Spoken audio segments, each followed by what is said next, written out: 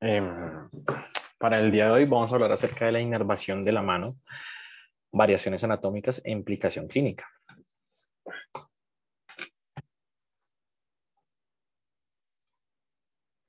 Entonces, los objetivos de esta charla es comprensión de la estructura del nervio, identificar los tipos de lesión nerviosa y mecanismos de regeneración del nervio, anatomía nerviosa de la mano y comprender las variaciones anatómicas de la inervación de la mano, así como sus implicaciones clínicas.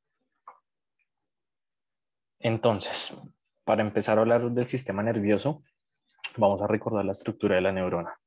Entonces, las neuronas tienen diferentes formas y tamaño, sin embargo, todas tienen unas partes constantes, las cuales son un cuerpo y unas ramificaciones en las cuales se encuentran las dendritas, las cuales hacen la conexión sináptica con puede ser la médula espinal, y el axón, la cual tiene en su parte terminal el teledendrón, y estas prolongaciones son las que conectan y envían la señal desde el sistema nervioso central a los músculos.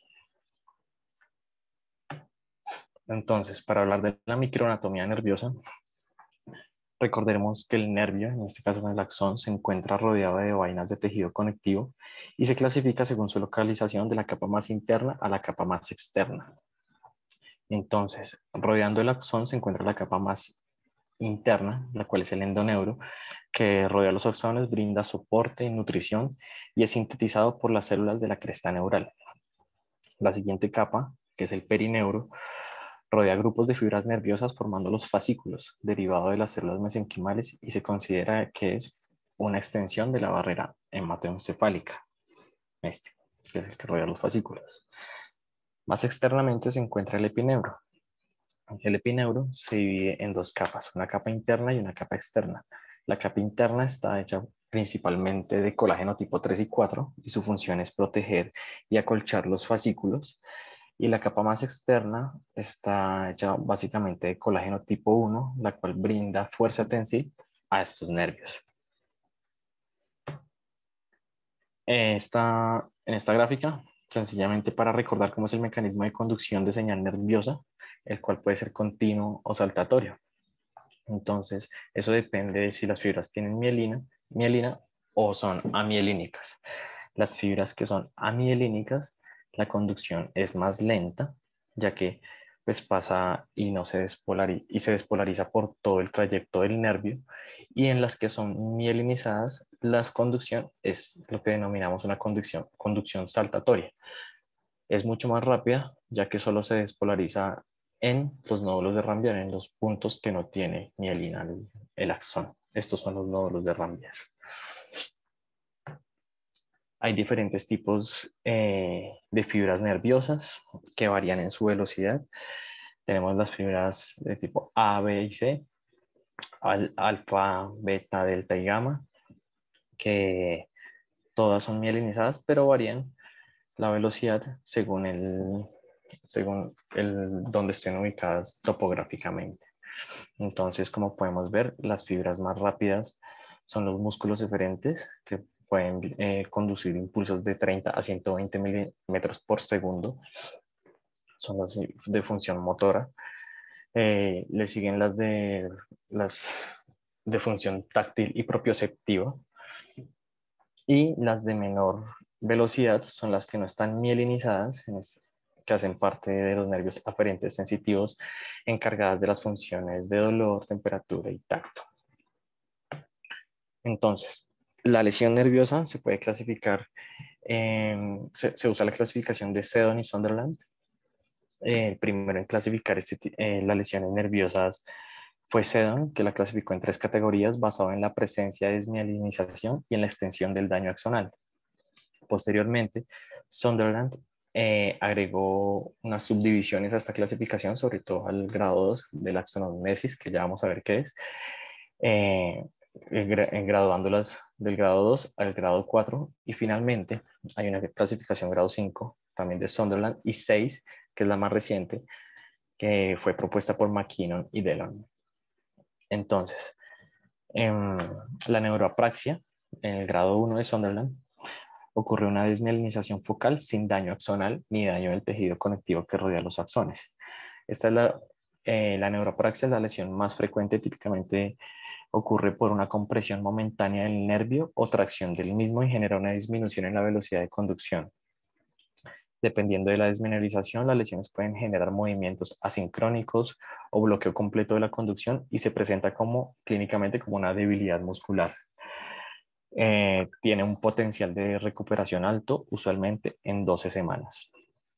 La axonomesis es un daño axonal con diferentes niveles de daño al tejido conectivo periférico.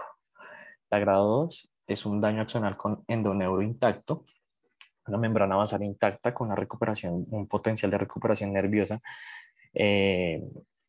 todavía pues de 1.5 milímetros por día.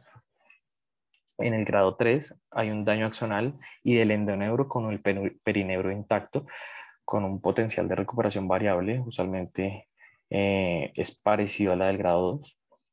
Y el grado 4 un daño axonal, un daño al endoneuro y un daño al perineuro con el epineuro intacto. Usualmente el potencial de recuperación tiene un mal pronóstico y se forman neuromas. El grado 5 es una sección completa nerviosa donde el pronóstico de recuperación nerviosa es prácticamente nula. Y el grado 6 de McKinnon y Dellon son diferentes tipos de lesión en el mismo nervio a diferente nivel. Fue lo que entendí básicamente de esa clasificación de McKinnon, el grado 6. Este es un esquema que nos muestra los diferentes tipos de lesión de la clasificación de Sunderland mencionada anteriormente, donde podemos ver lo que ya mencioné, que se va dañando de interno a externo el nervio. Entonces, hay diferentes tipos de lesión del nervio periférico, en las cuales pueden ser lesiones por compresión, como ya mencioné, que son las más comunes, y estas pueden estar acompañadas de un, no sé cómo decirlo, es decir, pues, se pueden dar como técnicamente como un doble atrapamiento o un doble atrapamiento reverso, que es lo que en la literatura se conoce como un double crush, que eso hace referencia a la susceptibilidad de un nervio a desarrollar una neuropatía compresiva en presencia de una lesión compresiva proximal del mismo. Es decir, que si yo tengo una lesión compresión, o por hablar de la más común, el túnel del carpo, si tengo una lesión compresiva, si tengo un síndrome de túnel del carpo, es posible que yo también presente una lesión en ese mismo nervio más proximal a nivel cervical, por ejemplo. Eso lo describió por primera vez el doctor McComan en 1973, cuando documentó que 81 pacientes con túnel del carpo, pues también tenían eso que acabo de decir, una lesión neural en el cuello. La siguiente, el otro tipo de lesiones son las lesiones por transección, es decir, cuando el nervio está cortado por completo, en las cuales vamos a ver unas características diferentes de regeneración. Vamos a hablar un poco acerca del cono de crecimiento, que es el cono de crecimiento, y en ese tipo de lesiones por transección vamos a encontrar y vamos a ver lo que es la degeneración valeriana. La degeneración valeriana, va a aprovechar que pues, no tengo más imágenes más adelante. La degeneración valeriana es el daño que ocurre al que, mostrémoslo acá, el daño que ocurre en el nódulo de Ranvier más proximal a la lesión y el nódulo de Ranvier más distal a la lesión. Es decir, y eso hace ese proceso de degeneración valeriana va a acarrear unos cambios en el tiempo y en la recuperación nerviosa y va a hacer que en el cabo distal y proximal los procesos sean diferentes. Entonces, como ya mencioné, no es el objetivo de la charla hablar de las lesiones por compresión, pero pues es importante tenerlas en presente para entender el resto de la charla y las charlas que vienen más adelante. En el nervio radial tenemos las más comunes: síndrome de túnel radial, el síndrome del interóseo posterior, del nervio radial superficial, del nervio mediano, el síndrome del tronador, síndrome del interóseo anterior o el síndrome del túnel del carpo, y el nervio cubital, síndrome del túnel cubital. Entonces, para seguir hablando de la lesión nerviosa, de los mecanismos de recuperación nerviosa, la reinervación puede ocurrir de dos maneras. La primera es el desarrollo de inervación colateral por regeneración acción del axón lesionado, usualmente cuando se lesionan del 20 al 30% de los axones, y esto inicia 4 días después de la lesión y continúa durante 6 meses. El segundo mecanismo es regeneración, usualmente en las lesiones que comprometen más del 90% de los axones. Ahí es cuando hablamos de degeneración valeriana, regeneración axonal, y algo llamado como el end organ innervation, que es una compensación transitoria de los músculos, es decir, cuando los targets, cuando los músculos se encuentran lesionados, momentáneamente hacen una hipertrofia compensatoria, buscando, pues, lo entendí yo como aproximar los cabos, pero pues eventualmente con el tiempo los músculos denervados van a sufrir una atrofia generalizada.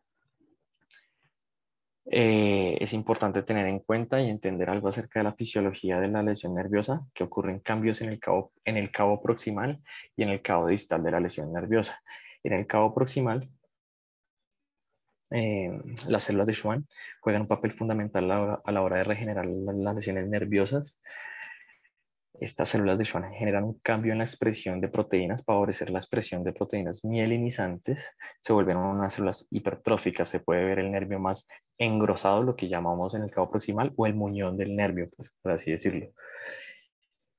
Los macrófagos reclutados por las células de Schwann al sitio de la lesión reclutan colesterol y forman la polipoproteína E, que va a favorecer el crecimiento nervioso.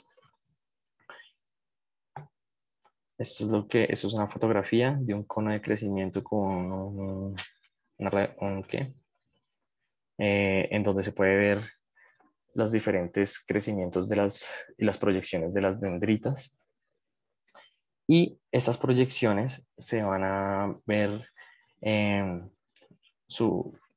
es decir, el crecimiento y la regeneración axonal del cono de crecimiento depende de la cantidad o la pérdida de las neuronas motoras, la cantidad en proporción de nervio perdido o lesionado. También se va a ver afectada según la cantidad de el gap de la lesión que exista.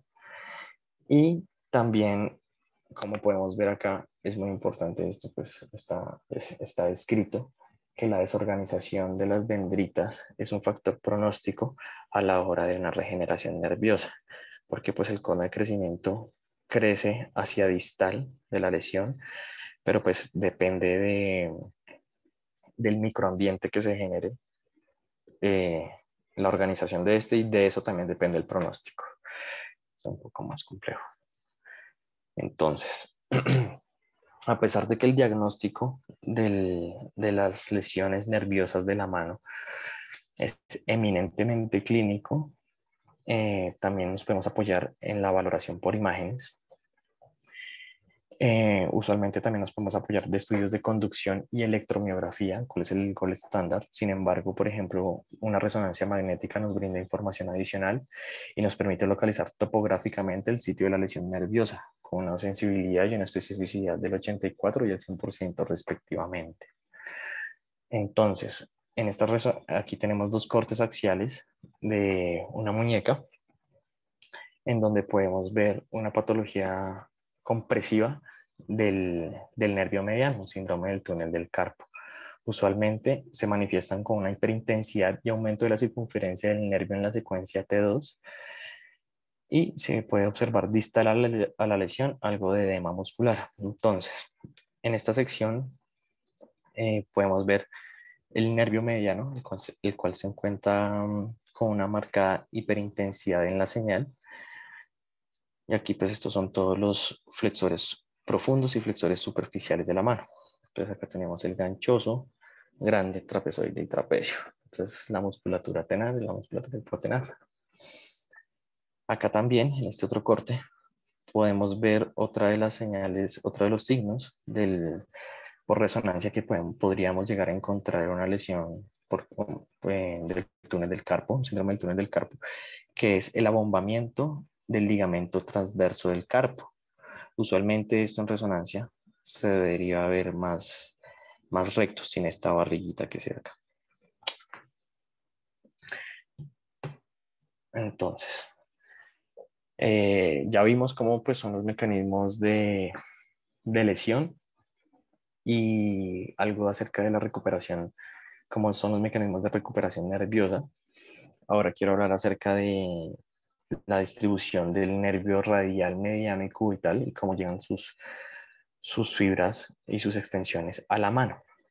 Recordemos en esta gráfica, pues, para recordar el plejo braquial. Y acá, eh, que el nervio cubital y el nervio radial son los que le dan la principal inervación sensitiva y motora a la mano.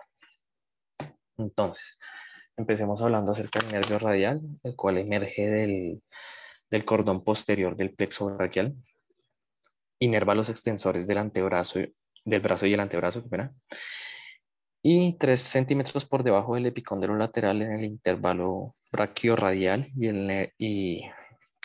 sí, el nervio radial se divide en nervio radial superficial y en el interóseo posterior. El interóseo posterior continúa su trayecto hasta llegar al músculo supinador y posteriormente da ramas a los extensores del carpo. Recordar que el nervio radial no inerva ningún músculo intrínseco de la mano. Perfora la fascia profunda cerca del dorso del carpo para inervar la fascia y los 2 tercios laterales del dorso de la mano. Acá, ¿listo?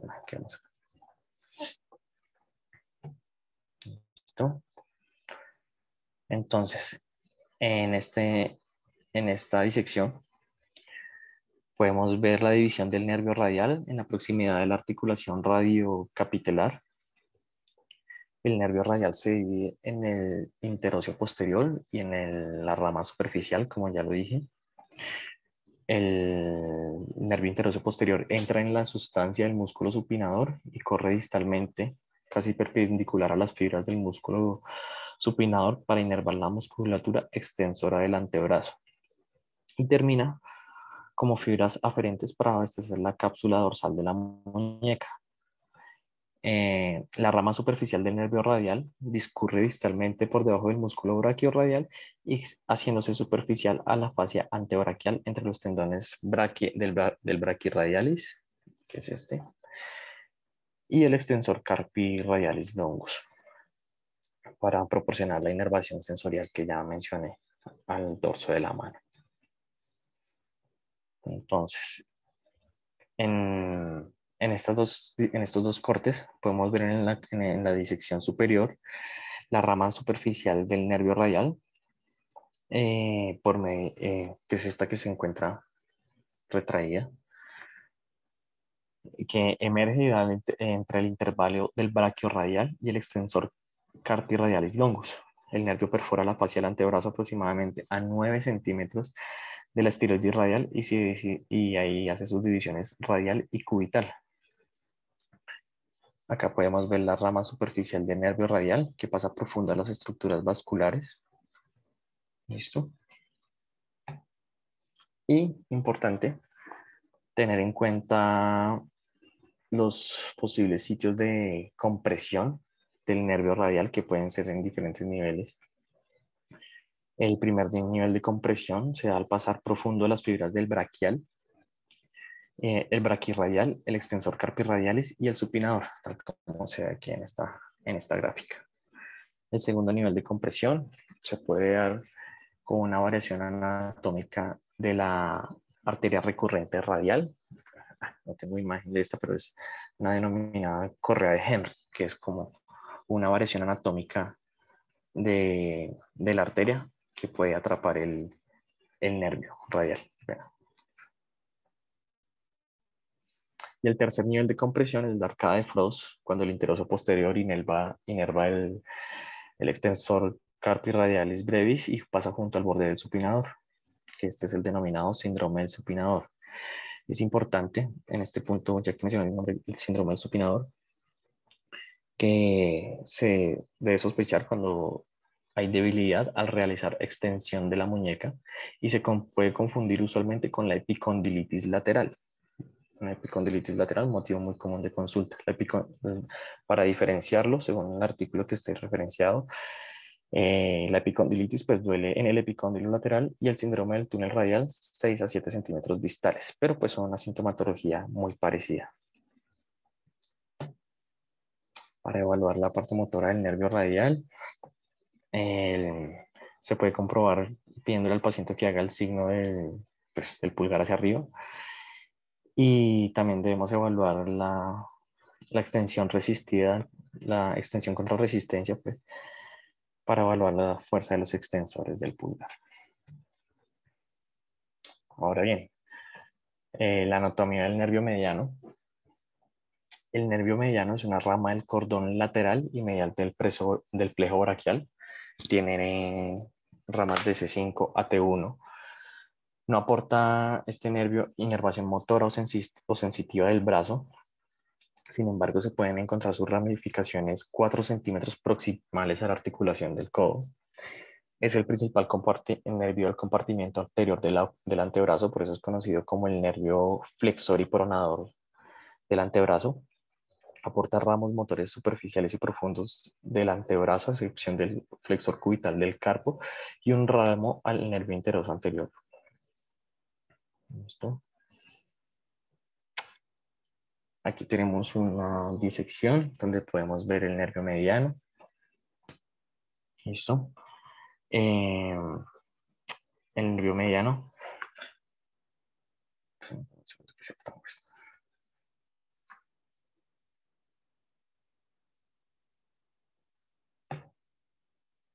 Bueno, se trabó. Hay una animación, pero ahí podemos ver el nervio mediano en relación con sus divisiones al interóseo, el nervio interóseo anterior, y la relación que tiene con la arteria braquial.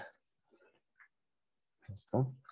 La arteria braquial, aquí podemos ver su división que tiene la arteria radial y la arteria cubital. ¿Listo? En esta imagen, ahorita podemos ver la anatomía del nervio mediano. Aquí está disecado el ligamento del túnel carpiano, ligamento transverso del carpo, ligamento del túnel del carpo, el techo del túnel del carpo. Aquí podemos ver cómo surge la rama recurrente motora del nervio mediano y pues las ramificaciones que van hacia la palma de la mano y la relación que tienen estas con el arco arterial. Entonces aquí podemos ver la rama cutánea palmar, que es esta que se ve acá, que emerge también del nervio mediano.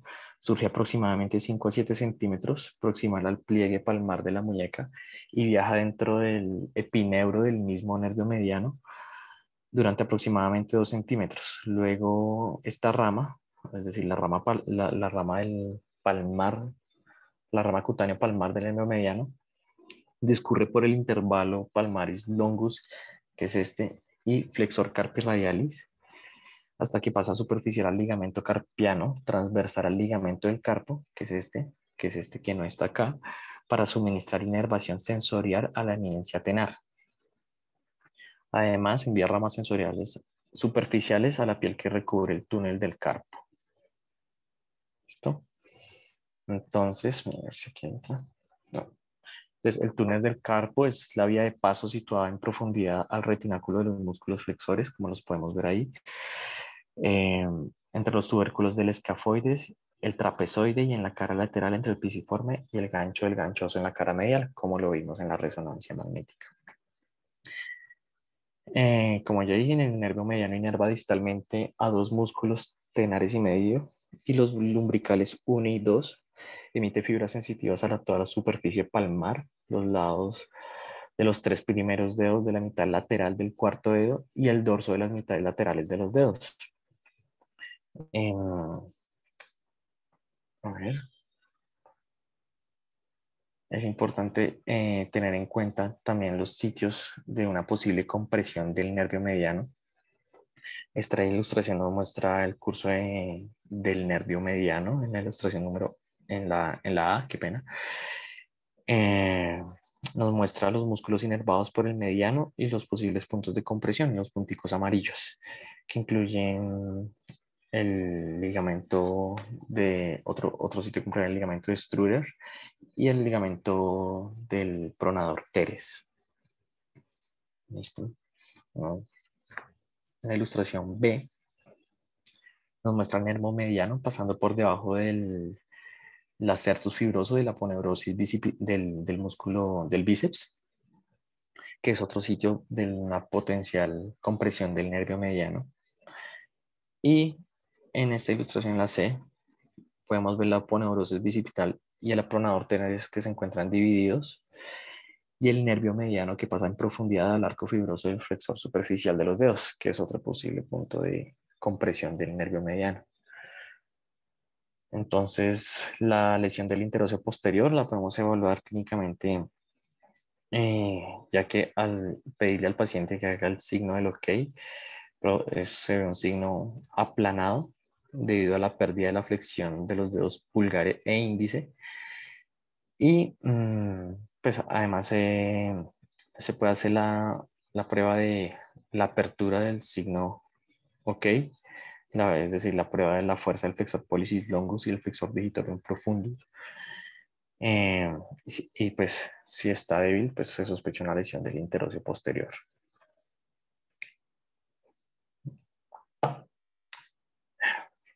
Entonces, existen diferentes variaciones anatómicas, eso es lo que conocemos habitualmente como la inervación normal de la mano. Y tradicionalmente se tiene la creencia que el nervio meridiano inerva la eminencia tenar y los dos lumbricales laterales, mientras que el cubital inerva el resto de los músculos intrínsecos de la mano. Así, a grosso modo, simplificado de manera muy simple. Sin embargo, en este estudio publicado en el Journal de Hand of Surgery en el 2015, en el cual se practicaron 90 disecciones a 45 pacientes, a 45 cadáveres, pues, se encontró que el 91% de estas disecciones presentaba alguna variación anatómica del nervio cubital y del nervio mediano. Y llegaron a la conclusión que esa distribución normal, que llamamos que es la anterior, y la que conocemos, solo se encuentra en el 8.9% de la población. Entonces, es importante conocer las variaciones anatómicas del nervio cubital y mediano, ya que pues las implicaciones clínicas y diagnósticas y terapéuticas pueden ser muy grandes al momento de planear una cirugía, al momento de interpretar unos estudios de neuroconducción o electromiografía o la clínica del paciente. Entonces, vamos a empezar con las variaciones anatómicas del nervio mediano, las cuales eh, fueron clasificadas por el doctor Ulrich Lanz, un médico alemán, en 1977, quien en ese año disecó 249 manos y clasificó las variaciones anatómicas del mediano de la muñeca en 5 grupos diferentes que podemos ver acá. Entonces, en el grupo 0, en el grupo 0, el nervio recurrente del mediano se encuentra extraligamentario. Es este es el nervio recurrente del mediano. Esta es la rama medial, esta es la rama medial del mediano y esta es la rama lateral. Que adicional, distal a esta rama está la rama recurrente del mediano, que se encuentra extraligamentario. ¿A qué se refiere extraligamentario? Después de pasar el ligamento del túnel del transverso del carpo, que es este. ¿Listo? En el grupo 1, todas estas hacen parte del grupo 1, las dividió en subligamentario, transligamentario, preligamentario o supraligamentario. El grupo 1, el grupo subligamentario, que es este, el nervio recurrente del mediano se divide y tiene su origen por debajo del ligamento transverso del carpo. ¿Listo? Tiene una prevalencia del 13.5%. El transligamentario, el origen, pues como su nombre lo dice, es a través del ligamento transverso del carpo. Esta prevalencia del transligamentario está en 11.3%. Se da sobre todo en americanos, con una prevalencia del 19.4% versus 8.7% en asiáticos. El preligamentario, que es este, que la división del nervio recurrente es antes de que llegue y pasa por encima del ligamento transverso del carpo. Perdón, meto la cucharada. Yo creo que se conoce más popularmente como la rama tenariana, más que la rama recurrente. Muchas gracias, doctor. Sí, sí. La rama tenariana. Sí, es que es por la traducción del artículo que en todos hablan del recurrente, pero sí también está conocido como la rama tenariana. Y, y en el grupo 1, el último es el supraligamentario, que emerge distal al ligamento transverso del carpo, pero hace un recorrido, pues recurre sobre el ligamento transverso del carpo y luego sí inerva la región tenar. ¿Listo? El grupo 2 es una rama tenariana con una rama accesoria. Si nos fijamos, pues aquí solo hay una. Aquí están estas dos, una rama accesoria. El grupo 3, este grupo es importante, es uno de los más conocidos y uno de los pocos, si no es el único, que se puede diagnosticar a través de imágenes diagnósticas como la ecografía o la resonancia, ya que es el nervio mediano bífido, como podemos ver acá, y está asociado a una mayor incidencia del síndrome del túnel del carpo. Puede ser por el aumento de volumen a través del túnel del carpo. Tiene una prevalencia, esto está demostrado en un estudio referenciado a una prevalencia del 19% versus el 9% en grupo sano, es decir, cogieron un grupo de pacientes con nervio mediano bífido y 19% tenía síndrome de túnel del carpo eh, versus el grupo que se encontraba sano. El grupo 4 es una rama accesoria de la rama tenariana que se encuentra por debajo del ligamento transverso del carpo. Tener en cuenta que las variaciones del grupo 0 y 1, es decir, el grupo 0, recordemos, esta es la más común, y estas variaciones son las más comunes encontradas. La prevalencia del grupo 2 es apenas del 4.6%, del grupo 3 del 2.6% y del grupo 4 del 2.3%. Entonces, las implicaciones clínicas de estas variaciones pues, son muy importantes, sobre todo al momento de planear una cirugía de liberación del túnel del carpo.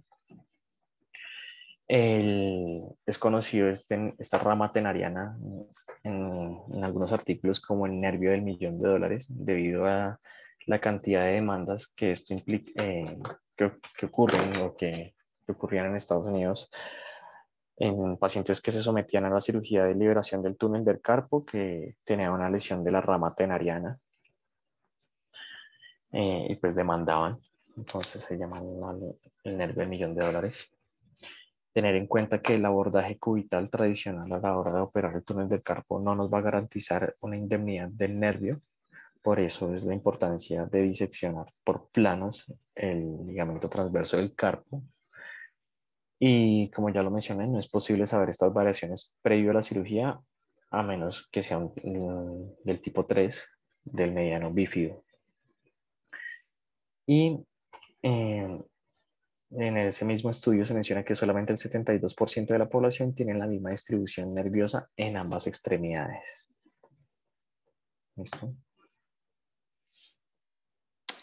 Ahora vamos con la anatomía del nervio cubital.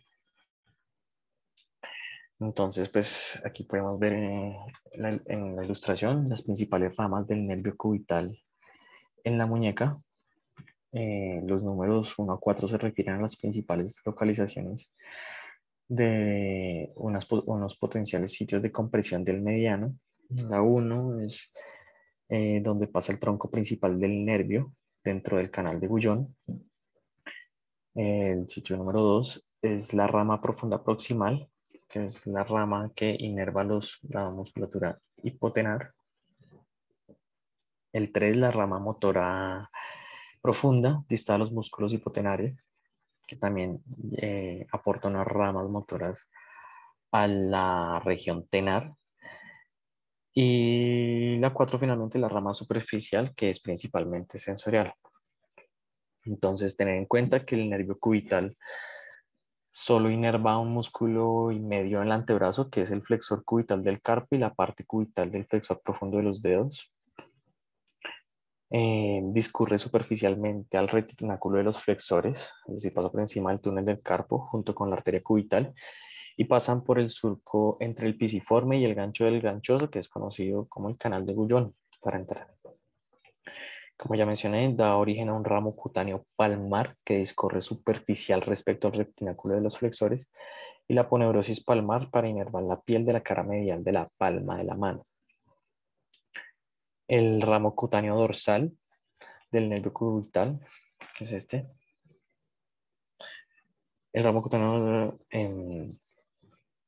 inerva la mitad medial del dorso de la mano, el quinto dedo y la mitad del cuarto dedo, y termina en el borde distal del retináculo de los músculos flexores, cuando se divide en superficial y profundo.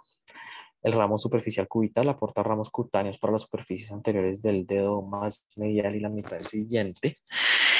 Y el ramo profundo del nervio cubital inerva los músculos hipotenares y los dos lumbricales mediales, el aductor del pulgar, la cabeza profunda del flexor corto del pulgar y todos los intrusos.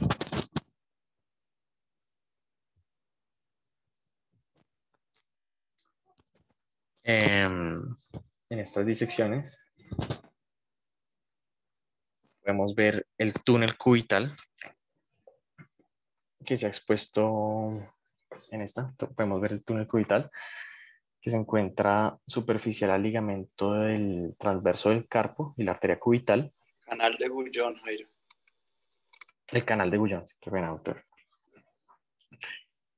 Y en esta disección que podemos ver acá, el nervio cubital se divide en la rama cutánea palmar superficial, que es esta, que se ve acá, la rama motora profunda, que es esta, y la rama superficial, que ya la rama superficial envía dos ramas motoras al músculo palmaris brevis y luego sigue siendo sensorial para la parte sensitiva del quinto y cuarto dedo. Inerva el borde cubital de la parte distal de la mano, el dedo meñique y la rama motora profunda, que es finalmente este número 1, que envía una rama al abductor digitim minimum y luego rodea el gancho del ganchoso para inervar el flexor del meñique. ¿Listo? Aquí podemos ver otra disección en la que podemos ver el nervio cubital dando las ramas a la rama motora profunda del nervio cubital, las cuales se dirigen a los tendones flexores extrínsecos y lumbricales, que en este caso se encuentran disecados acá distalmente. Este número 2 es la rama que se dirige al oponente digiti mínimo, al oponente mínimo del pulgar. Estos que están aquí, los que están marcados como número 3, son las ramas que van hacia los músculos interóseos. Y este 4 es la que se dirige al músculo aductor del pulgar. ¿Listo? El que está marcado ahí como 5 es el primer músculo interóseo dorsal. ¿Listo? Entonces, para evaluar la lesión del nervio cubital, la parte motora, se le puede pedir al paciente que haga la aducción contra resistencia, qué pena, para evaluar la función de los interóseos dorsales y palmares. Si el nervio cubital está lesionado, pues los pacientes no van a poder abducir y aducir los dedos. ¿Listo? Entonces, así como el nervio mediano el nervio cubital también tiene descrita una clasificación, unas clasificaciones como unas variantes anatómicas que se conocen como la clasificación de Murata, quien dividió estas clasificaciones, estas variaciones anatómicas en 5 grupos.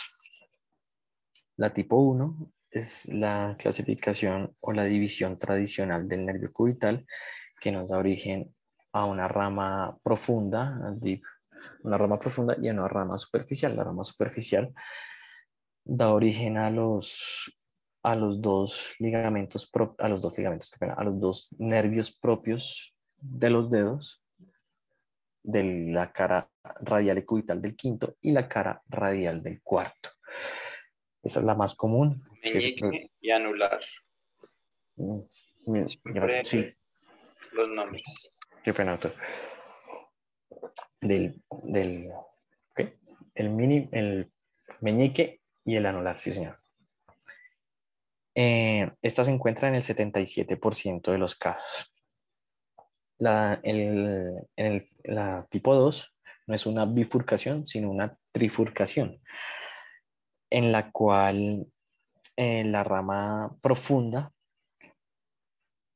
se encuentra la rama profunda, se encuentra esta rama accesoria, pues, la rama, no, es esta, qué pena. Esta que es el tercer nervio común de los dedos. Y finalmente esta sí, la rama propia del quinto, del meñique. Tenemos también la tipo 3, que es otra bifurcación, que es en la cual se bifurca un tronco cubital y un tronco radial. El tronco cubital da origen a la rama profunda, del nervio cubital, que es esta. Y el tronco radial da origen al tercer nervio común de los dedos, que es este. Esa solamente se encuentra en el 9% de la población. La cuarta trifurca y además tiene una rama accesoria. O sea, la cuarta es parecida a la 3, prácticamente igual a la 3, solo que tiene una rama accesoria que pasa por fuera del canal. Eso se ve en el 3% de la población. Esa rama accesoria es sensitiva, netamente sensitiva. Y la variación tipo 5 es otra trifurcación, solamente que esta es la más rara, solamente que la rama dorsal profunda del nervio cubital emerge del nervio propio del meñique. ¿Listo? Igualmente, es importante tener en cuenta estas variaciones anatómicas a la hora de examinar a un paciente y valorar los síndromes clínicos que los pacientes presenten. Si no conocemos estas variaciones anatómicas, tanto del cubital como el mediano, pues puede que muchas veces no comprendamos o malinterpretemos la lesión nerviosa de un paciente. Entonces, no solamente encontramos esas variaciones anatómicas propias del mediano y el cubital, sino que también, además, se puede encontrar otro tipo de anastomosis que también se consideran otras variaciones anatómicas. Dentro de estas anastomosis encontramos la anastomosis de Martin-Gruber, que es la más común entre el nervio mediano y el cubital, con una prevalencia entre el 10 y el 39% de la población. Estas anastomosis se dan en el antebrazo, usualmente entre el nervio interóseo anterior y el nervio cubital. Usualmente estas comunicaciones son comunicaciones motoras. Entonces, esta es la clasificación de Martin-Gruber, o la anastomosis de Martin-Gruber, se divide en 6 tipos de anastomosis, que ya vamos a ver. La tipo 1 es una comunicación, la tipo 1, que es esta que vemos acá a la izquierda de la pantalla, es una comunicación entre el interóseo anterior, que se anastomosa con el mediano en el tercio medial del antebrazo. Acá tenemos el nervio mediano, acá tenemos el nervio interóseo anterior, que se comunica con con el cubital en el tercio medio del antebrazo. ¿Listo? Siempre en la tipo 1, el interocio anterior emerge distal a la articulación del codo, que es lo que pues, todos tenemos en la cabeza cuando hacemos un abordaje. En la tipo 2, una comunicación en el interocio anterior, entre el interocio anterior y el mediano, como en el tipo 1, sin embargo el interocio anterior se bifurca y se anastomosa en dos sitios diferentes, acá por ejemplo, y acá, del cubital, es decir, tiene dos sitios de anastomosis. La tipo 3 es una comunicación entre el nervio mediano y el cubital. Aquí ya no es el interocio anterior, sino es propiamente el nervio mediano, porque este es el nervio mediano. Esta es una comunicación del nervio mediano y este es el interocio anterior, que se comunican hacia distal en el cubital. ¿Listo? Adicionalmente, tenemos la tipo 3, que es la comunicación entre el mediano y el cubital.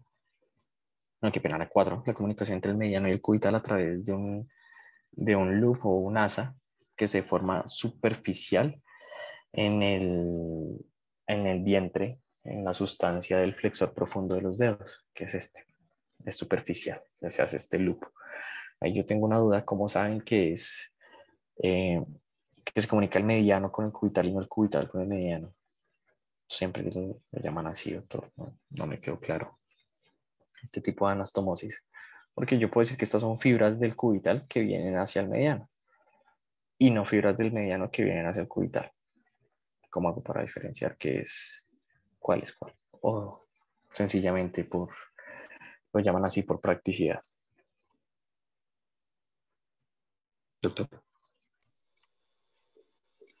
Es una exclamación, es una pregunta. No entendí lo que quería decir, Jairo. Es una pregunta. Que no sé. Usualmente la anastomosis o la comunicación de Martin Gruber es del mediano al cubital y siempre ha sido así y es por la flecha que usted tiene ahí puesta del interoso anterior. Por eso una de las cosas que le dije ayer era cómo diferenciar la comunicación de Martin Gruber, si es motora o si es sensitiva únicamente.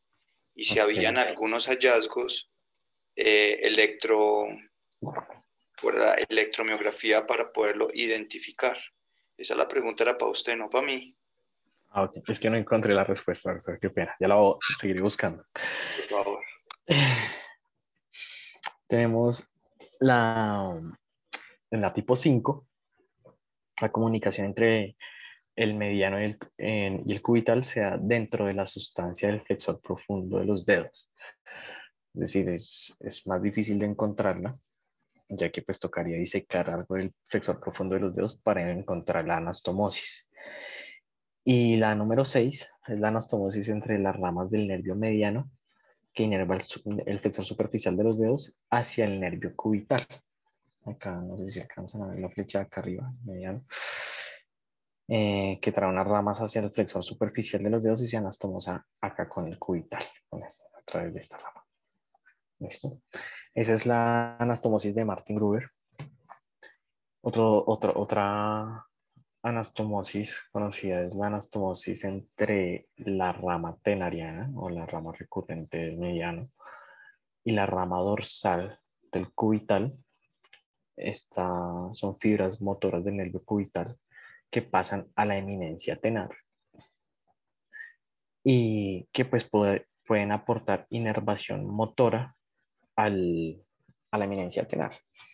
Es decir, en este tipo de lesiones nos puede llegar a confundir un paciente que ingrese con una lesión anatómica o que sospechemos una sección, por ejemplo, en el territorio del nervio, del nervio mediano.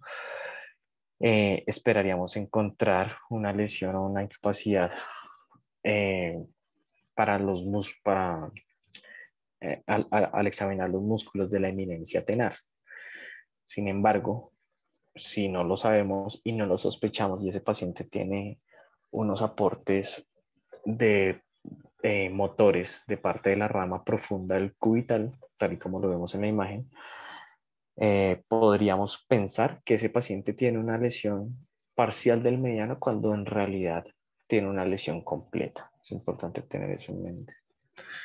Entonces, este es un caso, un reporte de caso, un paciente que se presenta a consulta con atrofia de la eminencia tenar y el primer interocio dorsal secundario a una compresión del cubital en el canal de Bouillon, precisamente por lo que acabo de decir. No es normal que un paciente pues, nos llegue con una atrofia de estas características. Se supone que debería estar inervado por dos nervios diferentes.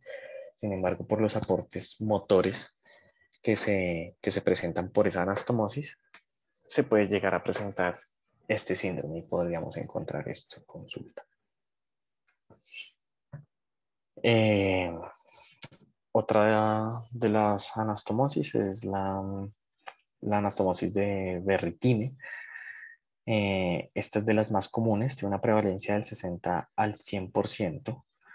Por esta razón, en algunos artículos y en el artículo que se encuentra referenciado consideran que debe ser una constante anatómica y no una variante.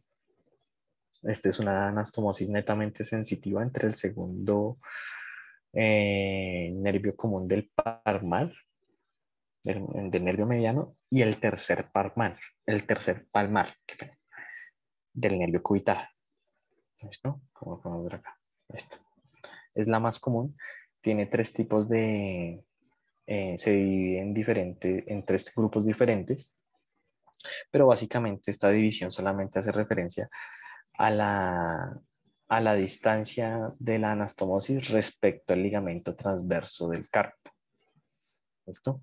En el grupo 1 dice que la anastomosis es mayor a 4 milímetros del ligamento transverso del carpo. En el grupo 2 es menor a 4 milímetros. Y en el grupo 3 podemos ver una anastomosis que se encuentra un poco más distal. No entiendo muy bien. Esas serían lo que traía el día de hoy para hoy. En conclusión, tenemos que es importante tener en cuenta las variaciones clínicas, variaciones anatómicas del nervio mediano y cubital a la hora de realizar un examen físico y sobre todo a la hora de realizar un planeamiento quirúrgico. Tener en cuenta que estas variaciones no se pueden observar en la mayoría de imágenes diagnósticas como ecografía y resonancia magnética, a no ser que sea un nervio mediano bífido, como ya lo mencioné. Tener en cuenta que el diagnóstico de esto es eminentemente clínico, pero pues si no se puede realizar el diagnóstico es necesario apoyarnos en exámenes de neuroconducción o electromiografía. Básicamente esas serán las presentaciones. No sé si tengan alguna pregunta. Son las 6:50.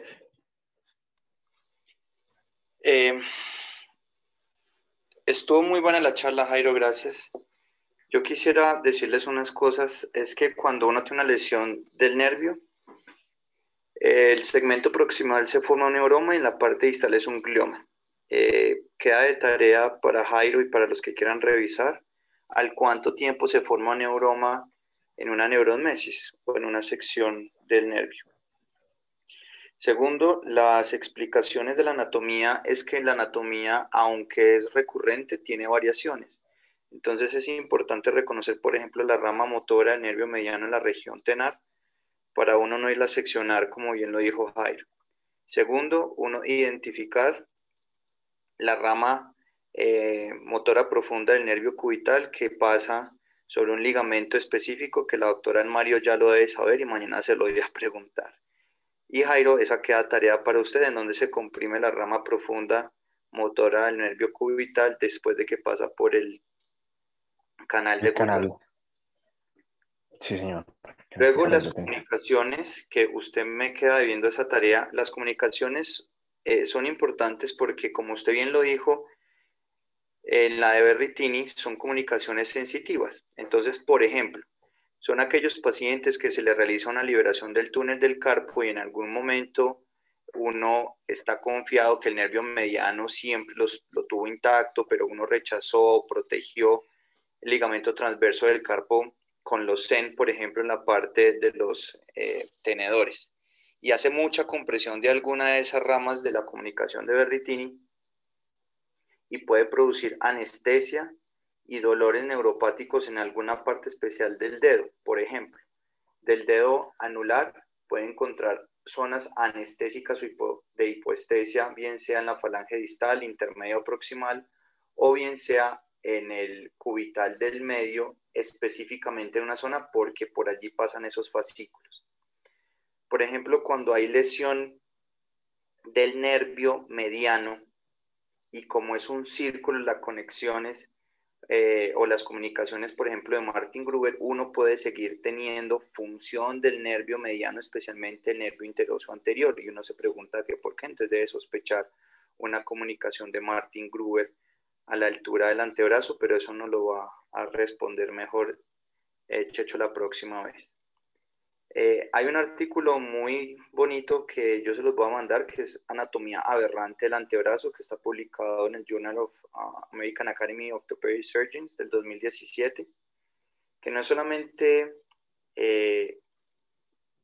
variaciones nerviosas, sino más también musculares. Entonces, tienen que tener en cuenta que aunque la anatomía nuevamente es recurrente, tiene sus variaciones.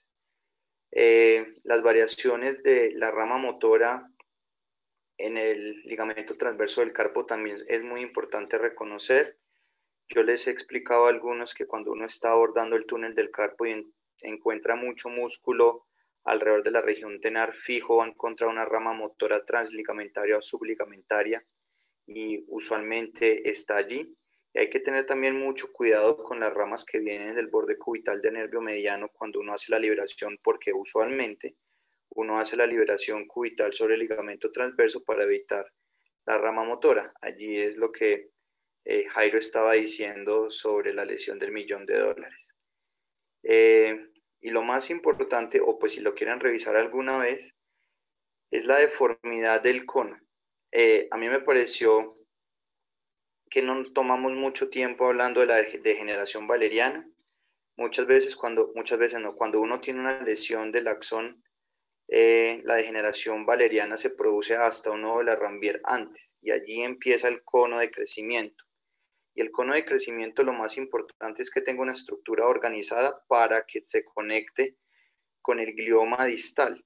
Igual, cuando van a hacer alguna reparación, pues uno evidentemente no repara sobre la zona lesionada, sino que tiene que seguir unas técnicas quirúrgicas, como por ejemplo resección del neuroma del glioma, observar el sangrado endoneural, como bien lo dijo Jairo en la anatomía, observar los fascículos, y allí es cuando las brechas ocurren y muchas veces nos toca poner injertos nerviosos, flexionar los dedos cuando son especialmente en los nervios digitales o cuando hay neuromas en la muñeca del nervio mediano del cubital, flexionar la muñeca para permitir esa organización. Esa fotografía que tenía Jairo sobre el cono neural es muy bonita. Si mal no recuerdo, el crecimiento axonal son las rojas que son desorganizadas, y la idea es poder llegar a la organización de esas estructuras para que el axón cree fascículos y de allí en adelante cree la regeneración. Es importante también hablar sobre el TINEL, que el TINEL es un hallazgo o es una herramienta en el examen físico muy importante que nos habla de degeneración, pero también de regeneración axonal. Y eso lo pueden encontrar en el artículo original del Dr. Fallen, perdón, del Dr. Fallen cuando escribió el TINEL en el túnel del carpo. Si no tienen el artículo, yo se los mando también con mucho gusto. No sé si haya más sugerencias o preguntas o quieran comentar algo más.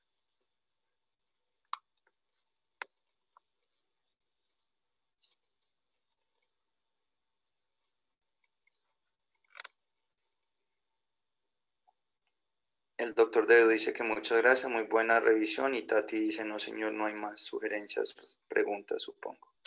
Bueno, muchas gracias a todos. Nos vemos. Doctor, muchas gracias. Chao. Buenas noches.